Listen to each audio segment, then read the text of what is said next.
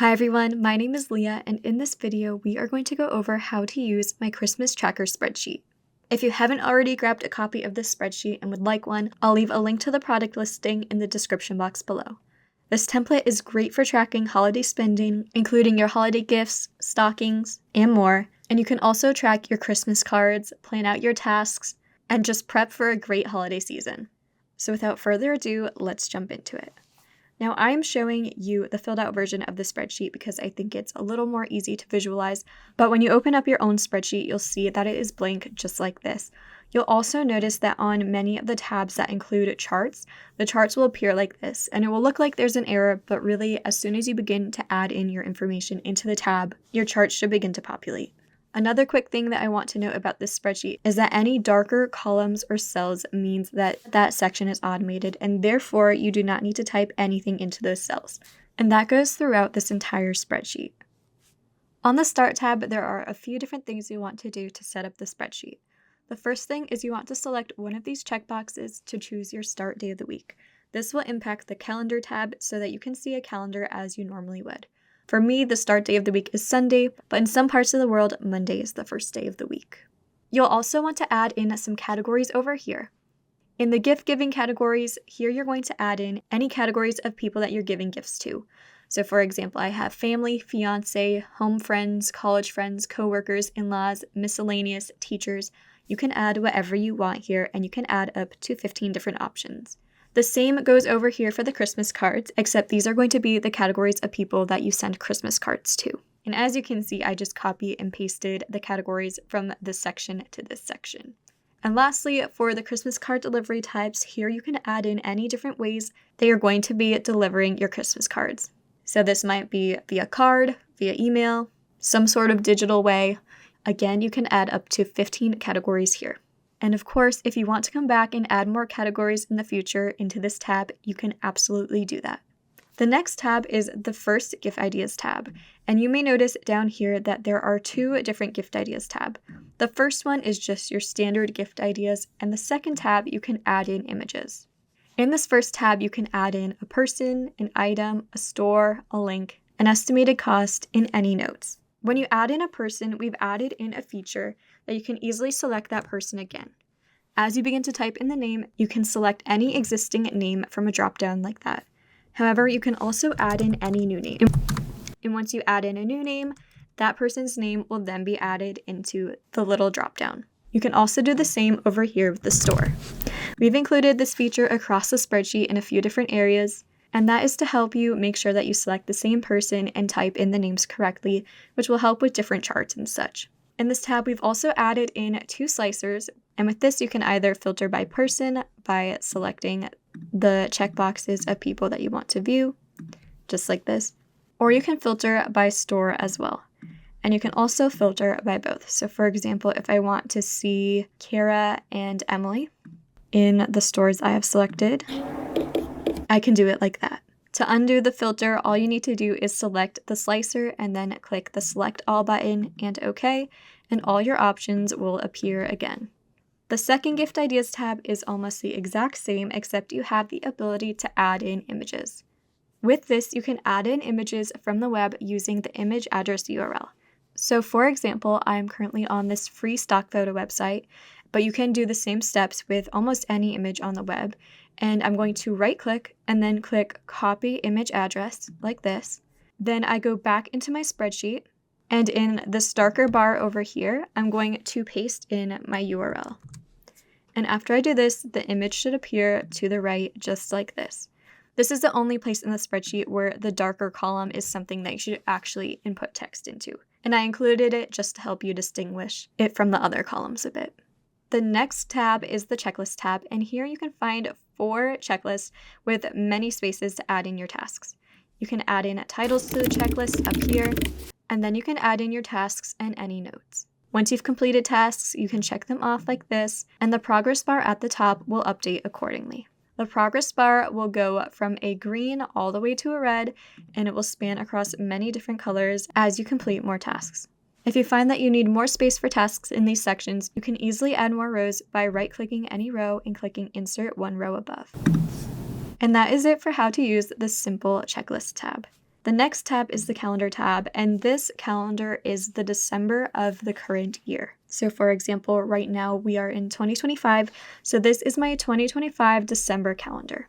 Christmas will always be automatically formatted on the calendar, and then in the boxes beneath each day, you can add in different details for what you're doing that day. Just like this. So it's a simple calendar, but it's meant to help you map out your holiday season. The next tab is the gift tracker tab, and this is the first gift tracker, which is the gift-based budget. As you can see, we have two different gift trackers, and they each have a different method to budgeting. This first tab is very standard and common, but I also wanted to include the second tab because that's how my mind thinks about budgeting. So I figured if I think that way, then some other people might think that way as well. In the first gift tracker tab, you're going to begin by inputting your total budget into this cell right here. After that, all of these charts will automatically update based on the data that you input down here. To add in a gift, you can type in a name. Then you can select a category from the dropdown for that person. You can add in your gift idea, the store that it's from, and that is totally optional. You can add a link to the URL for that purchase or just for more information, truly whatever you would like. And then you can add in a budget and actual cost for that gift. So for example, maybe I'm budgeting $100 for the show tickets, and then a few days later I find the tickets and they cost $80. I would type it in like that, and then my difference would automatically appear in this column here. As you can see here, if your actual cost is higher than your budget, the difference will be a negative, and therefore it will be formatted in red. You can then track your progress of if you have bought the item, if you have wrapped the item, and if you have given the item, just like this. And you can add in an address for the person over here and any other notes if needed. These charts also show the budget per person and the actual spent per person, the number of gifts bought per person, a budgeting breakdown, progress charts, and your spend by category. For charts like the spend by category where you don't see the labels, you can simply click the chart and then drag your cursor over any section to see what that section is and the amount and percent of the pie chart that it is. And that is it for how to use the gift-based budget gift tracker tab. The other gift tracker tab is more person-based. So in this tab, you're going to create a budget for how much you want to spend for each person, and then you'll add in your gifts and see how much of the remaining budget for that person you have. Similar to the other tab, the first thing you're going to do in this tab is add in your total budget. After that, you'll want to add in some of the people you want to buy gifts for. You'll probably want to do that before adding in your gifts over here because the names in the dropdown are pulled directly from this list. You'll also want to make sure to include each person once over here, and if people have the same name, you'll want to make sure you add in the last name or the first initial of their last name. It's also important to note that over here in the gifts per person section, you can add in as many gifts as you want for the same person. And over here, it will track how many gifts each person has. These columns will also update based on the information you add over here. The spend will automatically update, how much money you have left in their budget will update, this progress chart will automatically update, the percentage of the budget complete will update, and the number of gifts.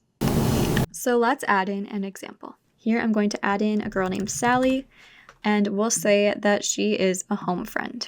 And here I'm going to give her a budget of $50. Over here I can add in any gifts that I get for Sally, so I'm going to select her name from the dropdown. I can also begin typing it in so it appears quicker, and then I'm going to add in her gift. Here I've added in the name, the item, the store. I could add in a link if I wanted to, and then I'm going to add in the cost.